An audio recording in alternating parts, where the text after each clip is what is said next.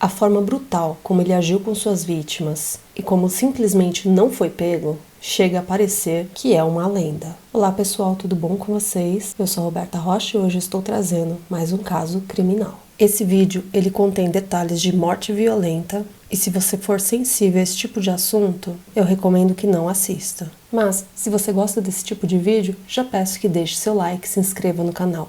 Isso me ajuda muito na divulgação. O Homem do Machado.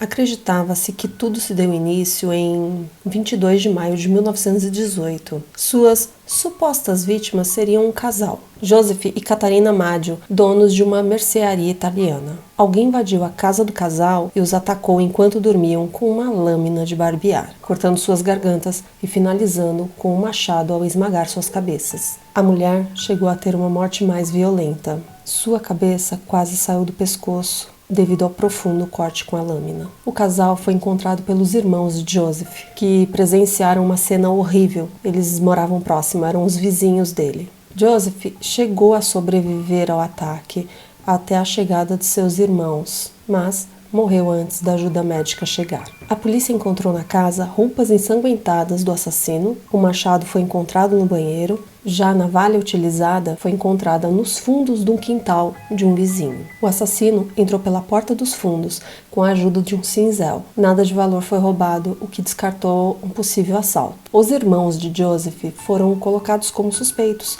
mas logo foram descartados. Próxima cena do crime foi encontrada em uma calçada uma escrita a giz que dizia: "A senhora Maggio vai se sentar hoje à noite, assim como a senhora Toni." Mensagem essa que fez a polícia retornar a um assassinato em 1912, em que Toni Chiambra, também dona de uma mercearia, foi encontrada morta a machadadas, ao qual na época a polícia acreditou ser um crime cometido pela máfia, porque entre 1911 e 1912 outras pessoas italianas estavam sendo assassinadas, mas algo mudou, fez com que a polícia visse que o que estava acontecendo em 1918 já era algo antigo. Em 27 de junho de 1918, o padeiro John Zanca foi fazer uma entrega pela manhã na mercearia de Luiz Bezumer e notou que tinha algo errado. O mesmo foi até os fundos da mercearia aonde ficavam os aposentos de Luiz.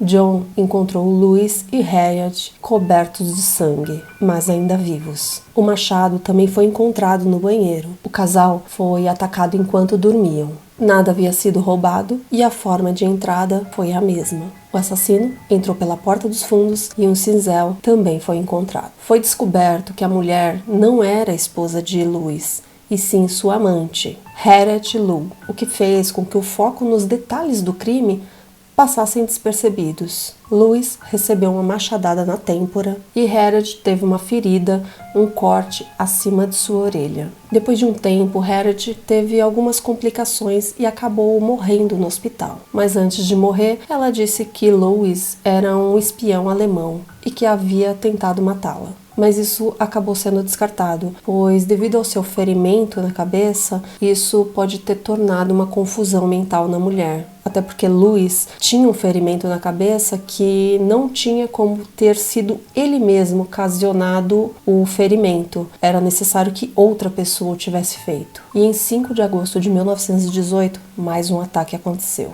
Mas dessa vez era uma mulher grávida, Anna Schneider, de 28 anos. O marido de Anna chegou em casa depois do trabalho e encontrou sua esposa completamente ensanguentada. Seu couro cabeludo e dentes haviam sido arrancados, mas felizmente ela estava viva e só não conseguiu identificar o criminoso. Após a recuperação, Anna menciona que ela acordou com um homem sobre ela e antes que ela pudesse fazer qualquer coisa, ela só viu um machado indo em sua direção e em seguida perdeu a consciência. 2 dias depois, Anna veio a dar à luz a sua filha. Edward Schneider diz que nada de valor sumiu. Ele apenas sentiu falta de 6 ou 7 dólares. E Ed também diz que portas de janelas pareciam não ter sido arrombadas, o que foi confirmado pela polícia, fazendo com que esse caso existisse uma discrepância. Não era como os outros crimes, mas a presença do machado já era uma marca desse criminoso. O o que fazia chegar à conclusão de que os crimes poderiam se tornar mais aleatórios, até que o primeiro suspeito foi preso. Um ex-condenado chamado James Leeson, um afro-americano de 45 anos, mas logo ele foi solto por falta de provas. Como não se encontrava o criminoso e ninguém ia preso, boato de que Jack Stripador estava atacando novamente. Ou era uma espécie de assombração, algo sobrenatural, pois o homem do machado era um criminoso tão cruel quanto Jack. E em 10 de agosto de 1918, Pauline e Mary Bruno acordaram devido a um barulho que ouviram no quarto ao lado, onde seu tio, Joseph Romano, um idoso, dormia. Ao entrarem no quarto do tio, se depararam com o mesmo, todo ensanguentado, devido a golpes que ele levara na cabeça. E as irmãs puderam ver que o criminoso fugia da cena do crime no momento que elas entraram. E elas puderam dar uma descrição do sujeito. Era um homem de pele negra, acima do peso e muito grande, e que usava um terno e um chapéu. Joseph sobreviveu e chegou a ir andando até a ambulância, mas devido a um traumatismo craniano, ele faleceu 2 dias após no hospital. A casa havia sido arrombada da mesma forma que as outras e novamente um cinzel foi encontrado e nenhum item roubado. Um machado foi encontrado no quintal e Joseph também era proprietário de uma mercearia. O medo estava instalado na cidade. Famílias passaram a dormir armadas, só esperando o homem do machado, já que a polícia continuava sem sucesso nas investigações. Aparentemente, o homem do machado levou um período maior para atacar novamente, talvez aguardando que as pessoas se esquecessem dele, para que assim ele não fosse morto pela sua próxima vítima, uma vez que a maioria das pessoas estavam preparadas, armadas, somente aguardando o seu próximo ataque. E só em 10 de março de 1919, após 7 meses, Rose Cormiglia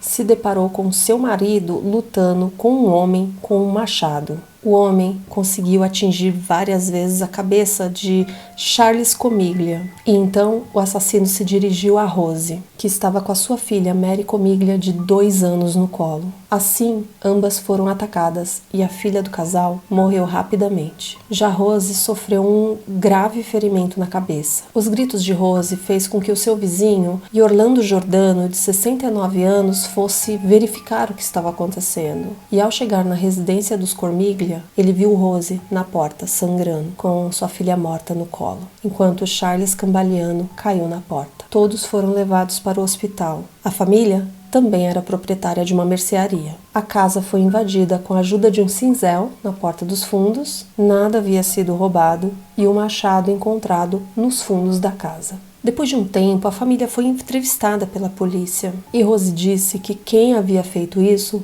teria sido Orlando Giordano, seu vizinho, que também era proprietário de uma mercearia rival. E esse testemunho foi uma reviravolta no caso. A polícia prendeu Orlando e o seu filho Frank, de 18 anos. Mas no julgamento, a defesa informou que Orlando era muito velho para cometer esses crimes e já não tinha mais força para levantar o machado tantas vezes para 3 vítimas. E que seu filho Frank não tinha habilidade para cometer o crime devido a estar acima do peso. Mas mesmo assim, Frank foi condenado à morte e Orlando foi sentenciado à prisão perpétua. Charles disse que sua esposa estava mentindo e que as alegações eram falsas, mas isso levaria pelo menos 1 ano para ser resolvido. Alguns dias depois, um jornal local de Nova Orleans recebeu uma carta intitulada de Inferno e endereçada a Estimado Mortal, assim referindo-se aos moradores da cidade. Eu vou ler a carta para vocês. Inferno,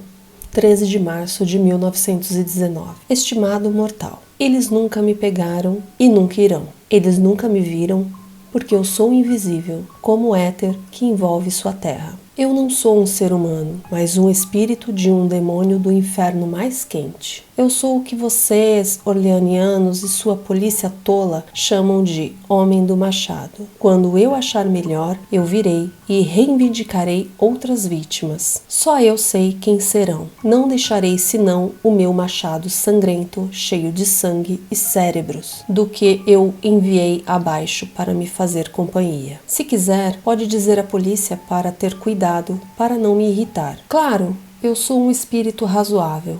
Não me ofendo com o modo como conduziram as suas investigações no passado.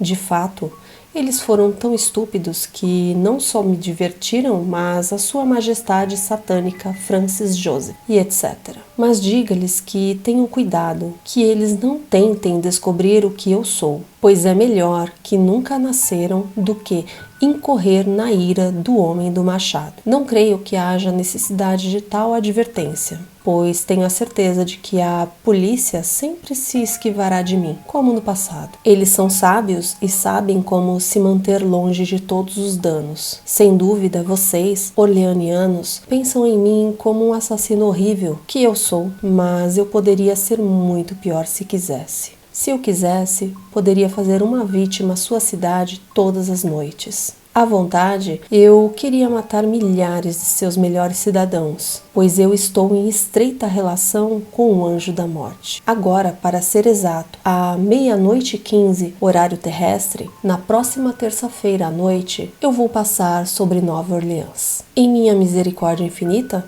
vou fazer uma pequena proposta a vocês. Aqui está. Eu gosto muito da música de jazz e juro por todos os demônios nas regiões inferiores que cada pessoa será poupada em cuja casa uma banda de jazz está em pleno andamento no momento que acabei de mencionar. Uma coisa é certa, é que algum de seu povo que não ouvir o jazz na noite de terça-feira, se houver algum, conhecerá o machado. Bem, como estou com frio e desejo o calor de meu tártaro nativo, e é a hora de deixar sua casa terrena, vou parar o meu discurso, esperando que você publique isso. Para que possa ir bem com você, eu fui, sou e serei o pior espírito que jamais existiu, seja de fato, seja em realidade, o Homem do Machado. A carta nunca foi confirmada como sendo verdadeira, mas naquela época serviu para assustar mais ainda a população. E em 19 de março de 1919, o jazz tocava em todas as casas de danças de Nova Orleans e suas residências. Marcaram 00:15 e tocaram jazz a noite toda. O que pareceu que o criminoso gostou e não atacou ninguém naquela noite. Até que em 10 de agosto de 1919, ele voltou a atacar. Steve Boca, um proprietário de uma mercearia, ao acordar durante a noite, notou que uma figura escura se aproximava de sua cama e logo perdera a consciência, antes mesmo que pudesse fazer qualquer coisa. E ao recobrar sua consciência, Steve saiu correndo de sua casa. E só na rua, devido à iluminação do poste, ele pôde ver que sua cabeça estava sangrando. Então Steve correu até a casa do seu vizinho, Frank Genusa, onde, ao chegar, perdeu a consciência novamente e desmaiou, só recuperando a consciência no hospital e não se lembrando de nenhum detalhe do ataque. Nada havia sido roubado, mais uma vez a porta dos fundos havia sido invadida com o auxílio de um cinzel. O Homem do Machado havia de fato retornado. E em 3 de setembro de 1919, os vizinhos de Sarah Lauman foram até a sua casa. E ao não obterem resposta da jovem de 19 anos, entraram em seu apartamento e encontraram Sarah inconsciente em sua cama, com uma grave lesão em sua cabeça e faltando vários dentes. Dessa vez, algo era diferente, pois o criminoso havia entrado pela janela do apartamento e, a princípio, não foi considerado um ataque do Homem do Machado. Sarah se recuperou, mas também não se lembrava de nada do acontecido. Tão logo foi encontrado um machado na frente do edifício, e assim Sarah passou a fazer parte da lista do homem do machado. O agressor, mais uma vez, não roubou nada no apartamento. Devido a tantas mudanças nos detalhes do crime, os policiais acreditaram que poderia ser um imitador. E em 27 de outubro de 1919, Mike Pepitone também foi atacado, sendo possivelmente a última vítima. Sua esposa acordou com barulhos que vinham do quarto ao lado, quarto esse que o seu marido estava. Ao chegar no cômodo, a quantidade de sangue era tanta que respingara por toda parte, incluindo uma pintura da Virgem Maria. A esposa pôde ver o assassino fugindo, e antes que pudesse pedir por ajuda, Mike morreu no local.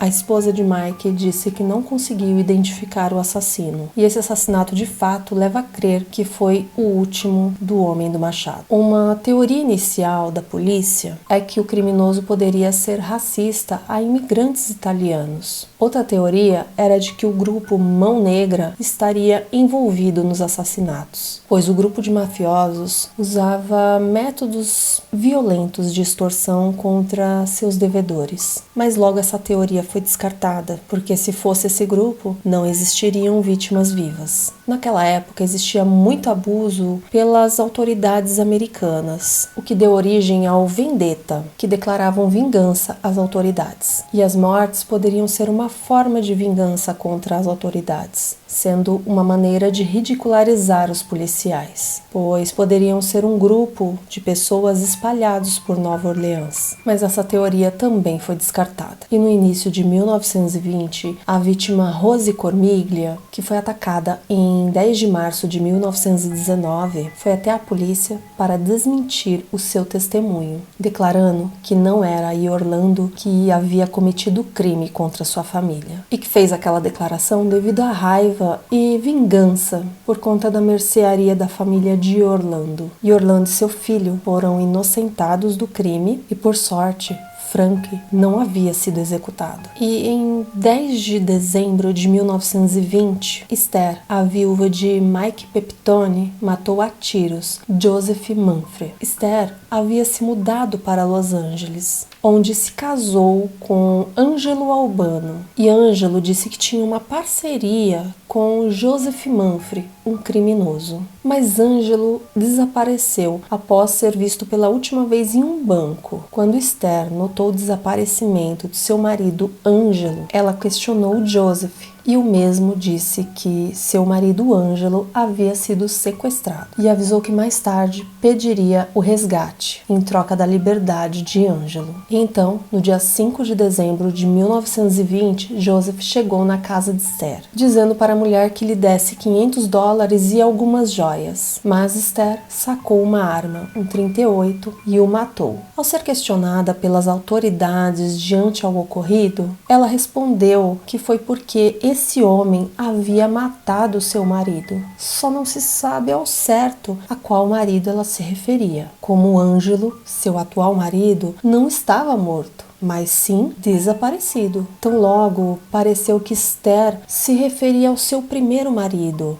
Mike Pepitone, assassinado pelo homem do machado. Esther foi levada a julgamento, mas absolvida por legítima defesa. Mas Ângelo Albano jamais foi encontrado. Quando Joseph foi investigado, a polícia descobriu que ele foi preso em 1912, condenado por bombardear uma mercearia italiana e solto em 1918. Se considerar a versão da mulher, a data bate com as datas dos ataques das vítimas do homem do machado. Em 1911, ele estaria solto e atacou Tony Chiambra. Foi preso em 1912 e solto novamente em 1918, quando voltou a atacar da mesma forma que atacou em 1911, com o machado e os mesmos detalhes utilizados antes. Além do mais, Joseph deixou Nova Orleans pouco tempo depois do assassinato de Mike Pepitone, mesma época que os assassinatos simplesmente pararam. Mas essa é uma lenda urbana de que a mulher teria, de fato, assassinado o homem do machado. Mas até que faz sentido, porque ela viu o assassino fugindo da casa dela, após matar o seu marido. marido, mas tudo é teoria. E essa questão dela ter matado Joseph se tornou uma lenda urbana, uma vez que alguns lugares dizem que tem registro do ocorrido e outros alegam que não existe registro algum. Outro rumor é de que Jack Byrne, de 45 anos, preso em 1947, confessou vários crimes e disse que assassinou um casal em Tacoma, e a polícia de Nova Orleans conectou ao crime de 1918. Jack assumiu cerca de 44 assassinatos em todo o país, e quando investigado, foi descoberto que Jack viveu em Nova Orleans em 1918, mas na época ele era muito jovem e, por falta de provas, ele acabou sendo desconsiderado. Ele foi acusado de um duplo assassinato em Tacoma, em Washington, sendo executado em 15 de julho de 1949. Tudo que resta sobre esse caso hoje são rumores, lendas e assombrações desse crime. Conta-se que a casa onde o casal Maggio foi assassinado hoje é assombrada. E nos dias de hoje, alguns pubs, restaurantes e clubes tocam jazz entre os dias 13 e 15 de todos os anos, como forma de afastar o fantasma do homem do machado. Embora exista um aspecto de todo o caso ser algo sobrenatural, opinião minha é de que o cara simplesmente era ágil e sabia o que estava fazendo. Entrava e saía sem ser visto, e quando era visto, provavelmente deixava as pessoas apavoradas e sem reação, sem saber o que fazer. Não existia tecnologia suficiente para se resolver o caso na época. Nada de DNA, câmeras, ou saber mais sobre a carta que foi enviada. Não tem como ter certeza de nada. Não creio que era algo sobrenatural nesse caso, mas que esse assassino sabia agir. E perguntamos por que ele parou. Pode ter sido preso, se tornado um inválido ou morrido. Talvez Esther tenha realmente o matado ao dizer que Joseph era o homem do machado. Afinal de contas, ela viu o assassino fugindo. Disse que não conhecia, mas ela viu. Quem é que vai saber? A única coisa que eu sei é que ele era muito ruim, sem escrúpulo e sem limite algum de maldade. Se você gostou do vídeo e chegou até aqui, eu peço que deixe o seu like, se inscreva no canal, isso me ajuda muito na divulgação. Muito obrigada e até a próxima. Tchau!